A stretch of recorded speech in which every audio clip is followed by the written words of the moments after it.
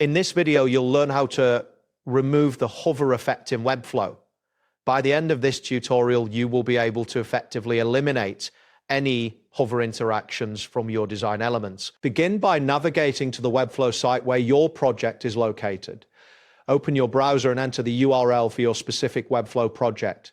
Once the page loads, you will see your project dashboard displayed on the screen. Next, locate and click on the specific block that has the hover effect you want to remove.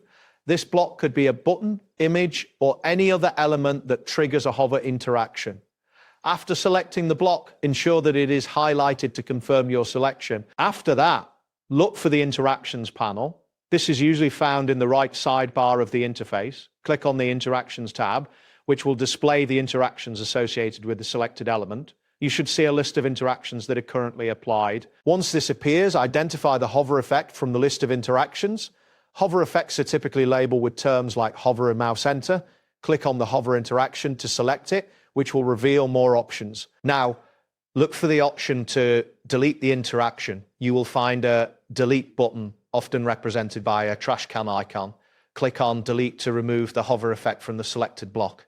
A confirmation message may appear, prompting you to confirm the deletion. It is important to note that if your project contains multiple hover effects, you may need to repeat this process for each element individually.